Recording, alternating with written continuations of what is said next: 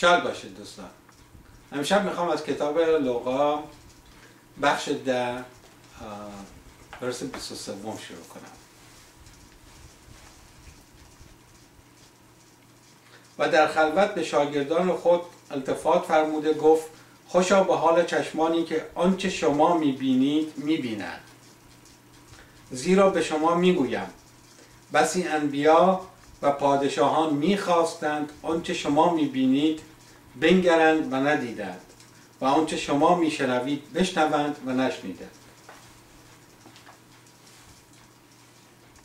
این قسمت اول عیسی مسیح میگه خوشا به حال چشمانی که آنچه شما میبینید میبینند. یعنی در اون موقع باز افرادی بودن که اونقدر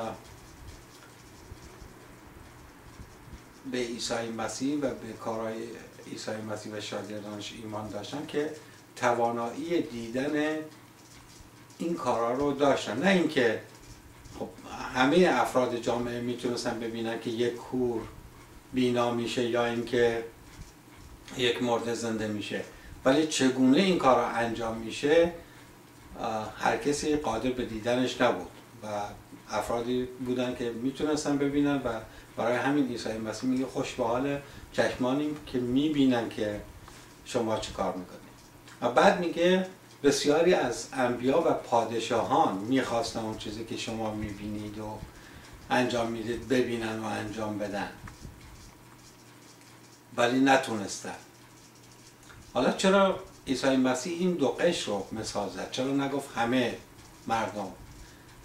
چون انبیا کسایی بودن که از راه کارهای نیک به قول خودشون میخواستن به خداوند نزدیک بشن، به راز خداوند پی ببرن و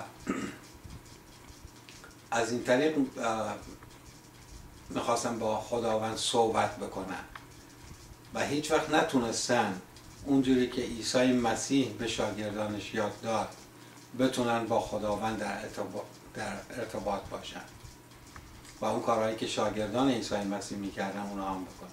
و بعد میگه پادشاهان در اون زمان کسانی بودن که خیلی قدرت طلب بودن، یعنی سعی میکردن هر چی که میتونستن زمینهای بیشتر، کشورهای بیشتری رو بگیرن و هرچی بزرگتر بودن قدرت بیشتری داشتن و بیشتر ساتیسفای میشدن، بیشتر ارضا میشدن که به قدرتی. ولی با این وجود قدرت زنده کردن یک مرده یا بینا کردن یک کور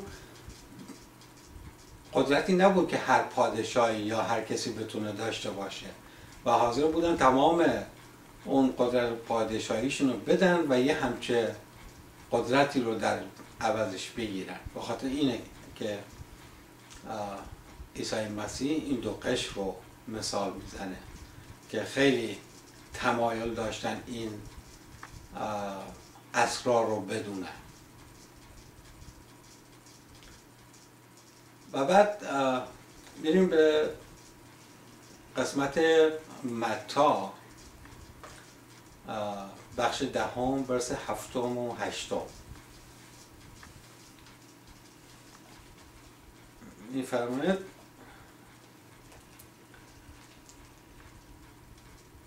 و چون میروید موعظه کرده گویید که ملکوت آسمان نزدیک است. بیماران را شفا دهید، ابصران را طاهر سازید، مردگان را زنده کنید، دیوها را بیرون نمایید، مفت یافتید مفت بدهید. پس عیسی مسیح اینجا به شاگردانش دستور میده که تمام این معجزات رو انجام بدن و تمام این کارها رو به دیگران هم بدن و این دستوری بود که عیسی مسیح داد حتی به اون 70 نفری که بعد هم فرستاد به تمام شهرهای دیگه که هر اونچه که تعلیم پیدا کردن به همه مجانا یاد بدن که اونها هم بتونن این کارها رو انجام بدن. ولی سوالی که پیش میاد، پس چرا بعد از 2000 سال این همه مسیحی هم توی دنیا ما داریم نمیتونیم این کارها رو انجام بدیم و ضعف داریم. هستن تعدادی هستن که خدا رو شکر برای وجودشون که هنوزم توی این زمان معجزه انجام میدن و دیدیم این معجزات رو. برای باز کردن این باز میخوام به یک مثالی، البته یک داستانی که این داستان رو موقعی که بچه بودیم پدرم برامون تعریف میکرد. این داستان به این شکله که پیرمردی بود کوزه‌گر، کوزه میساخت و میفروخت و این شاگردی داشت، کارگری داشت که از بچگی با این بزرگ شده بود و تمام کارهای استادش رو یاد گرفته بود. جایی رسیده بود که اون اواخری که برای این استادش کار میکرد، صبح خودش مغازه رو باز میکرد، اون گل کوزه ها رو آماده میکرد، کوزه های مختلفی که میدونست لازمه میساخت، به شکل‌های مختلف میساخت و طرفای ظهر که دیگه همه کاراش تموم شده بود، استادکارش می اومد که اون پیرمرد بود، کوره‌ای داشتن، اجاقی داشتن که این کوزه ها رو داخلش میذاشتن و اینو روشن میکردن برای 2-3 ساعت که این کوزه ها پخته بشه، بعد میبردن بازار میفروختن. این کوره یا این تنور یا این اجاق بزرگ بود ولی یه نفر بیشتر توش جا نمیشد که بره و این استاد میرفت و این شاگرد کوزه ها رو یکی یکی به دست این استاد میداد و استاد هم توی اون اجاق میچید و میومد بیرون، روشن میکردن، 2 ساعت میگذشت و بعد پخته میشدن و میوردن بیرون و میبردن میفروختن، دوباره فردا همین برنامه ادامه داشت. تا اینکه یک روز این جوان تصمیم میگیره که بره برای خودش کار بکنه و میاد به استادش میگه که استاد من سالهاست برای شما دارم کار میکنم، الان دیگه موقعشه که برم برای خودم مغازه‌ای بذارم. استادم میگه خب بسیار عالی، همه چیز یاد گرفتی. استاد خودت که میبینی من هر روز صبح میام همه کارا رو خودم انجام میدم و حتی تو بازارم برای فروشم با هم دیگه میریم و همه چیزو من میدونم. میگه بسیار عالی، خب اگه بازم کمک از چیز از دست من برخواست، احتیاج داشتی بیا سراغم، من در خدمت هستم. اون شاگردش هم، اون کارگرش هم میگه بسیار عالی، خیلی ممنون و میره و مغازه‌ای برای خودش میذاره. روز اول که این مغازه رو باز میکنه میاد و این گل رو درست میکنه، کوزه‌های مختلفی هم درست میکنه و موقعی که همه شام آماده میشه اجاقی هم درست کرده بود یا کوره‌ای هم درست کرده بود، میره داخل این کوره، این کوزه ها رو هم یکی یکی میبره میچینه و روشن میکنه. بعد 2 ساعت 3 ساعت که این کوزه ها پخته شدن میاد بیرون، کوزه رو خاموش میکنه، میاره بیرون میبینه همه یا ترک بردن یا شکستن. میگه خب حتما گلش اشکالی داشته یا یه کاری رو اشتباه، فردا دقت بیشتری میکنه. این کار رو یه هفته 10 روز انجام میده، هر روز این کوزه ها شکسته و ترک خورده میشدن، نمیتونست چیزی ببره بازار بفروشه. دیگه تسلیم میشه و برمیگرده میره پیش استادش، میگه که استاد من الان 10 روزه دارم این کارو میکنم و هر دفعه این کارو میکنم این کوزه ها یا ترک میخورن یا کاملا میشکنن، نمیدونم چیکار کنم. هر کاری هم کردم تا اونجا که یادم میاد من همه چیزو مثل کاری که شما اینجا میکردید منم دارم میکنم، نمیدونم چرا. چیکار پسرم این کار فوت و فن داره، شما فن این کار رو یاد گرفتی، فوتش رو یاد نگرفتی.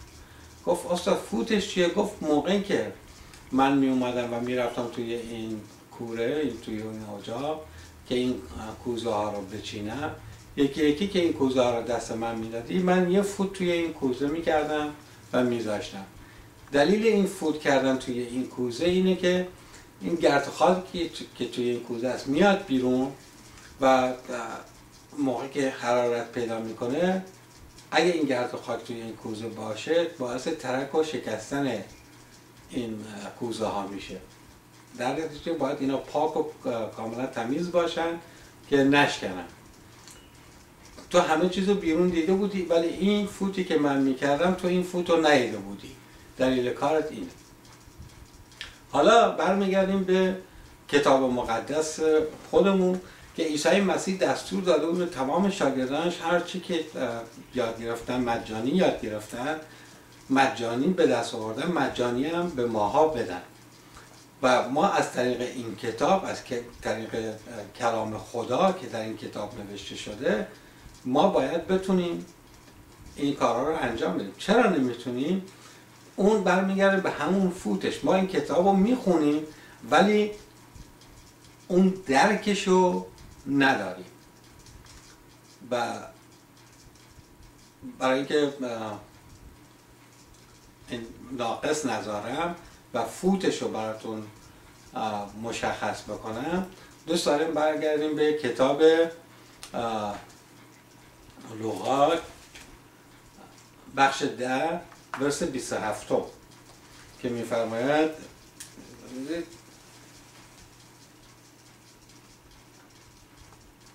به وی گفت در تورات چه نوشته شده است و چگونه میخوانی؟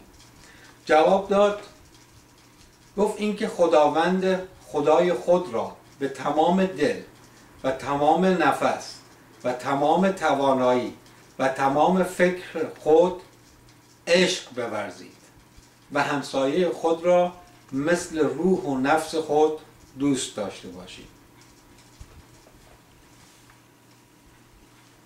بقیده من فوت کار توی این قسمت نوشته شده. آیا ما واقعا با تمام فکر، با تمام دل، با تمام روح، با تمام قلب خداوندمون رو دوست داریم و همسایه‌مون هم به همون اندازه دوست داریم؟ اگه واقعا دوست داشته باشیم، اگه واقعا هیچ گونه نقصی در عشق ورزیدن ما به خدا نباشه. ما میگیم خداوند رو دوست داریم ولی اگر ماشینمون ضربه‌ای بخوره 1 هفته ناراحتی، غم و غصه میاد به دل ما. این دوست داشتن خداوند ناقصه. ما اگه خداوند رو با تمام فکر دوست داریم، این اخباری که ما میشنویم هیچ گونه اختلالی در عشق ورزیدنمون به خداوند نباید ایجاد بکنه. شاد باشید تا دیدار بعد.